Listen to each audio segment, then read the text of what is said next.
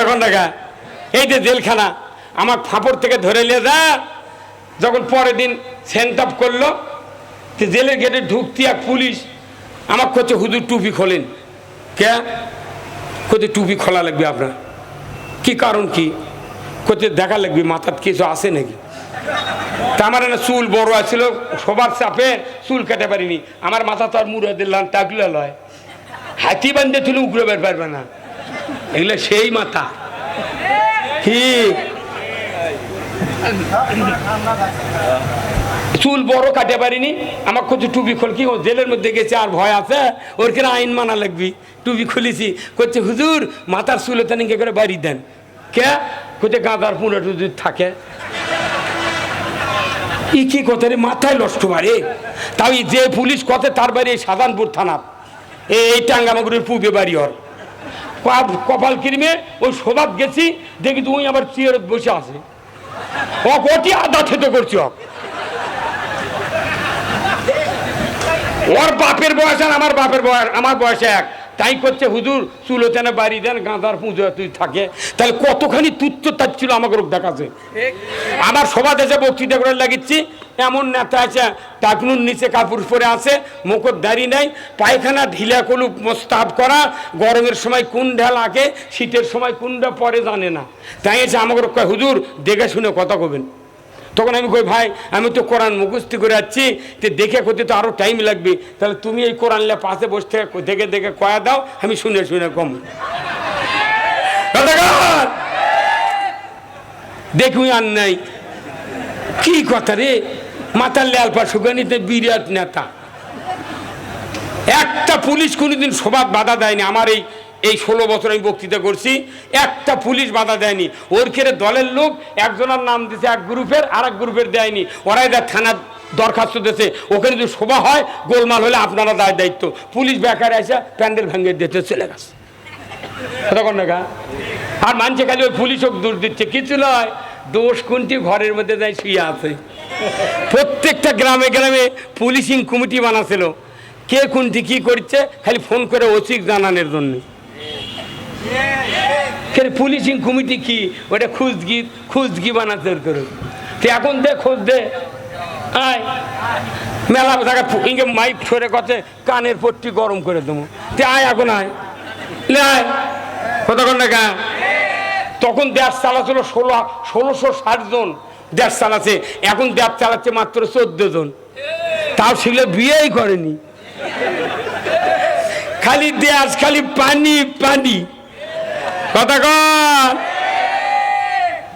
দেশ কোন দিক যাচ্ছে বুঝতে পারছেন না এখন সব রাজনীতি দলের নেতারা করছে দেশ এখন ইসলাম দিয়ে চলবি কারণ কি এই মাহফিলের থেকে যদি সিদ্ধান্ত নেন যারা আমার বাড়ি যেখানে আছে ওই গ্রাম ওই পাড়া ওই মহল্লা সবাইকে ইসলামের দাওয়াত দেবেন ইসলাম দিয়ে দেশ চলবে দেখবেন আগামী আর 1.5 মাসের মধ্যে পুরো বাংলাদেশের 12টাই রাজনৈতিক দল এখন কোরআনের পক্ষে আছে আল্লাহু আকবার আল্লাহু আকবার তাহলে আল কোরআনের আলো কোথায় গেল সংসদে বলতে পারবেন শক্তিটা বলতে পারবেন এ দাঁড়ানো ভাইরা বলতে পারবেন এই যে বুকের মধ্যে হাত বেঁধে আছেন হ্যাঁ আপনি পারবেন লিল্লাহে তাকবীর নারায়ে তাকবীর আল কোরআনের আলো আল কোরআনের আলো কোরআন হাদিস যেখানে দুনিয়ার মুসলিম বাংলার মুসলিম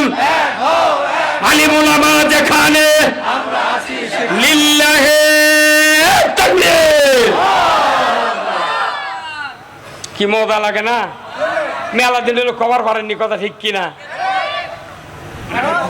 আপনারা বগুড়ার লোক আপনাদের ধন্যবাদ দিচ্ছি আমি সেদিন 26 তারিখে এই আলতাপন্যাসে খেলার মাঠে আমার খুব ইচ্ছা ছিল না 5 মিনিট বক্তৃতা দেওয়ার বুঝছেন কিন্তু আমি তো অত দূর পোস্টে দেওয়ার পারিনি সেদিন আমার কিন্তু অনেক লোক আমার খালি ঘুরতে আছে ফোন করে হুজুরা না কিন্তু কন আমি না কী কমো ওটি দেখুচ্ছিল মরদ বাংলাদেশের একটা বিখ্যাত বাংলাদেশ জামাত ইসলামের আমির আমরা পেয়েছি যার কথার ভেতর কোনো আক্রোশ নাই হিংসা নাই কোনো রকমের গুসিপিং নাই কোনো প্রতিহিংসার কোনো অপরাধ নাই কথা ঠিক কিনা আগামী দিনে আপনাদের সকলের প্রচেষ্টায় যদি এদেশে ইসলাম বিজয় হয়, এদেশের মানুষের কপাল ভাগ্য আল্লাহ তাআলা খুলে দিবে, কথা ঠিক কিনা?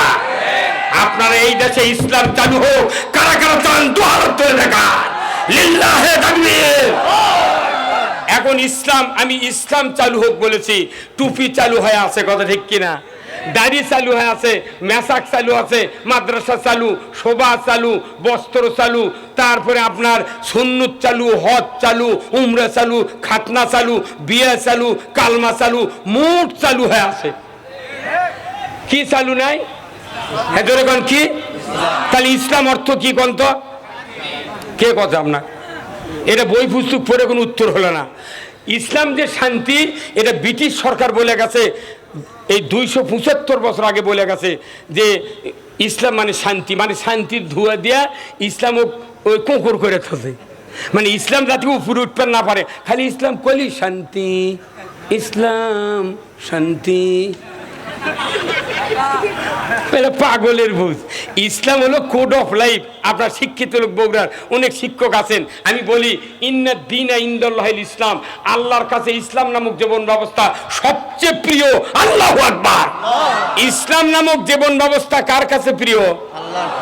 আপনার কাছে আমার কাছে ওটা প্রিয় না হয়, 100% গ্যারান্টি আমি মুসলমান হয়ে মরিতে পারিব না। এই হুজুরের কাছে দোয়া চাচ্ছে, এক মানুষ আছে করছে হুজুর দোয়া করবেন যাতে ইমানের মৃত্যু হয়। নেভার, এই দোয়া চাওয়া যাবে না।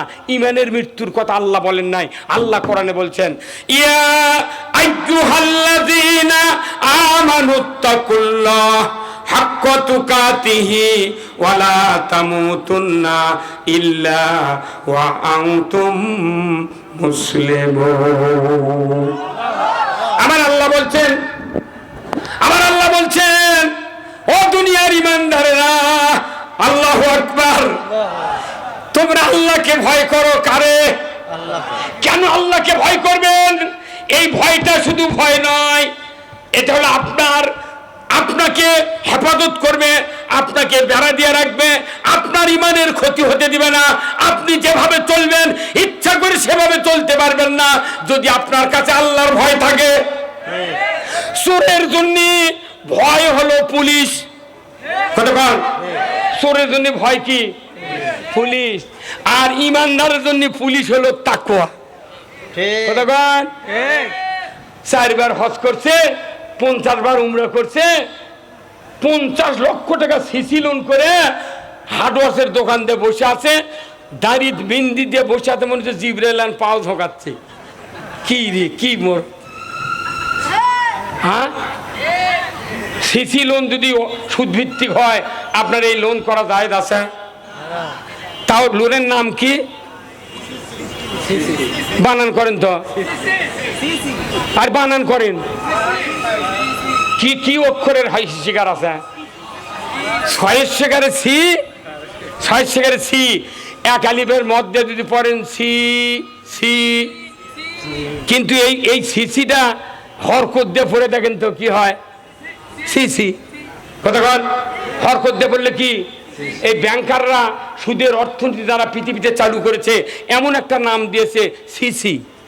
তার মানে আমার এই সাদা পাঞ্জাবি যদি গরুর পায়খানা ভরে কিংবা মানুষের মল ভরে, যে লোক দেখবে বলবে সিসি হুজুর। কথা কন রে, সিসি হুজুর আপনার কাপড় কি? কতক্ষণ? তাহলে এই কামটা কি ভালো? আমার ভাইয়েরা, আল্লাহ রাব্বুল আলামিন কোরআনুল কারীমে বলছেন ব্যবসা হালাল, সুদ হারাম। কার কথা? আল্লাহ বলেছেন ব্যবসা হালালের কথা বললাম, তোমরা হালাল করো নাই, সিন্ডিকেট করে পেজ আটকে দাম বাড়াছো। কোল্ড স্টোরে 10,000 কোটি মন আলু বাজারজাত করে তুমি ওখানে আলু বন্ধ করে তুমি 60 টাকা কেজি লাগাছো। এই ব্যবসা শরীয়তের ব্যবসা হতে পারে না। তুমি পল্লী বিদ্যুতের বিল 100 ইউনিট 6 টাকা ধরো, 200 ইউনিট 9 টাকা ধরো, আর 300 ইউনিট তুমি 11 টাকা ধরো, তুমি পাচ্ছ কি? আমি 1000 ইউনিট পড়বো 6 টাকা 6 টাকা, কত টাকা? কি সিন্ডিকেট করছে? বাতাম ফাটাবি খালি মরে দেখ। কয়েকদিন আগে কি ছবি টাঙ্গেছিল, বাপরে ওই মাথার থেকে পায়ের তালুয়া শুদ্ধ টাঙ্গে থাকে। আমি যাই আর দেখি বাপরে মনে হয় এরাই ভক্ত হবে। এখন নামাজও গেগলা তেলবাজি করে দেশের মধ্যে ছাট করলো। খালি তেলবাজি, খালি তেলবাজি। মসজিদের মোতাল্লি নামাজ পড়ে না, ইমাম যা করছে হুজুর ভালো আছেন, বেনামাজি মোতাল্লিক করছে হুজুর ভালো আছেন। তাহলে ওই পাম পালে ওই করছে নামাজ না পড়ে যদি হুজুর কয় তাহলে নামাজ পড়লে আমাকে পীর সাহেব কবি কথা কনে রে। আর দেখলে তেল বাজিয়ে সারা দেশের মোট মানুষ ডালের মতো ডলে গেছে, আর ওর কেড়ে ভাগ্য পরিবর্তন হচ্ছে। সাধারণ জনগণ এই তেলবাজি আর বাংলাদেশে কাউকে করতে দেওয়া হবে না। জনগণের অধিকার খর্ব করা যাবে না। আল্লাহ কোরআনে বলছেন মানুষের মৌলিক চাহিদা পাঁচটি। কয়টি? খাদ্য, বস্ত্র, চিকিৎসা, শিক্ষা, বাসস্থান। এই পাঁচটা গ্যারান্টি আল্লাহ কোরআনে বলছেন সরকারকে দিতে হবে। সরকার দিল 100 বছর পূর্তি ওই কি কয় গুচ্ছ গ্রামে ঘর করবে দেশে টাকা মারা খায় আধা ভিত খুঁড়ে ঘর করে দিয়ে করছে 100 বছর পূর্তি। মিস্ত্রি না সত্যি ঘাড়ির উপর পরে আর পাও ভাঙছে। এই কথা কোন নাকি আপনারা? কোথায় দুর্নীতি নাই দেখান? ওরা কোনো দুর্নীতি চোখত পড়ে না, খালি হুজুর করে খোঁজে দেখি তুই কি করে কি করে। ওই জন্য আমি কয়ে দিছি আমার এলাকার, তোরা মরবুতুরকে তো বেটা বাচ্চা কেউ জানাজা করার নাই। যতই গাইলে আগে যদি জোর করে দাঁড়িয়ে দিস খালি আল্লাহ আকবার মুখ লড়ামো, একটা দোয়া হবে না, ফাটা বাটাম যা হয় হয়ে গেল। নবীর দোয়া কবুল হয়নি, আমি দোয়া করলেও যা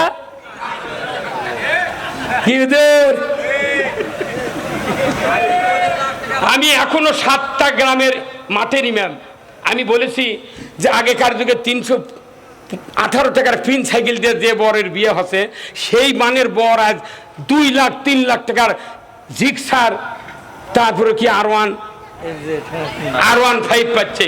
তাহলে একটা ওই ক্লাসেরই বর 318 টাকার সাইকেল পালো, তাই এখন এসে 4 লাখ টাকার গাড়ি, 3 লাখ টাকার গাড়ি, 2 লাখ টাকার গাড়ি পায়। তাহলে একটা ওই মানেরই বরের যদি ডিমান্ড বাড়ে, তাহলে এই লোকটা তোর দাদার বিয়ে পড়াচ্ছে, এখন এসে আবার তোর বিয়ে পড়াচ্ছে, ওর ক্ষেত্রে ডিমান্ড বাড়লো, হুজুরের ডিমান্ড বাড়ে না? ওই জন্য আমি 1200 টাকার কন্ট্যাক্ট করি। তুই কয় লাখ টাকা নিবু সে কথা আগে হিসাব দে। তখন আমি 1000-এর উপর 200 কইসা এই ইদিক উদিক টাইনে টুনে কমপক্ষে নিচে 2500, তারপরে উর্ধে যত পারা যায়। তোর ডিমান্ড বাড়িতে আমরা কি কচু খায় থাকবো? যখন তুই বিয়ে করে 5 টাকা দিছু তখন আলু ছিল 4 আনা কেজি, আর এখন 4টে গরুর পায়ের দাম 2000 টাকা। মসজিদের শত শত ইমাম জিন্দিগিতে কুরবানি দিতে পারেনি, জিন্দিগিতে ওই গোদারপাড়া বাজারে 4টে গরুর পাও শতকরা 4 জন ইমাম কিনতে পারে না, খালি গোস্ত হাঁটি দিয়ে যায় আর জিবে লড়ে লড়ে চলে যায়। কথা বল। এই মাত্র 6 বছর আগে, এই 6 বছর আগে একজন সরকারি অফিসার 1 মাসের বেতন দিয়ে 20 বছরের চাউল কিনেছে। কথা বল। তোমরা বেতন পাও, আমাদের আপত্তি নাই। একটা সরকারি প্রাইমারি মাস্টার 43,000 টাকা বেতন, সরকারি অফিসার 32 বছর চাকরি করে, গ্র্যাচুইটি পেনশন 1 কোটি 1.5 কোটি টাকা পাচ্ছে। উনি মারা যান, ওনার স্ত্রী বেতন পান, কথা ঠিক কিনা? 75 বছর সরকারি অফিসারকে হাড্ডি বেতন পায়, আর সরকারি অফিসারকে বয়স বাড়ে বেতন বাড়ে কি, আর মসজিদের ইমামের বয়স বাড়ে বেতন কমে। কয় হুজুর আপনার দাঁত পড়ে গেছে, কথা বোঝা যায় না, আপনি দ্বারা আসেন না। কারণ কি, মসজিদের ইমামক যদি বেতন বেশি দেয় তাহলে ওই ধনী হবি, তাহলে কথা বলতে আর দ্বিধাবোধ হবে না। এই জন্য মসজিদের ইমাম, মাদ্রাসার হুজুর, হাফেজ, মুফতি পাস, দাওরা পাস দ্বারা এরকম বেতন না দেয়া এরকম কুকুর করে থসে। একটা অফিসার আলিমদের বেতনের বিরুদ্ধে ছাড়া পক্ষে নয়। আমি সরকারকে বলি, এই উপদেষ্টাদেরকে, যদি মসজিদ যে কয়েকটি আছে, আফমো খালিদ হাসান, আমি তার সাথে মোবাইলে কথা বলেছি যে হুজুর ভালোই তো কথা বলতেছেন, সব বাদ দেখে মসজিদের ইমামের বেতন পাস করেন। যদি টাকা অভাব হয় দরকার যমুনার চর আমরা ইমামরা সই দিয়ে বেঁচে দেবো। কথা কন টাকা টাকা তুমি সময় মতো ওই আমুর হোসেন আমুর ঘরের মধ্যে কত কোটি, গণভবনে কত কোটি, হাজার হাজার কোটি, এক রূপপুর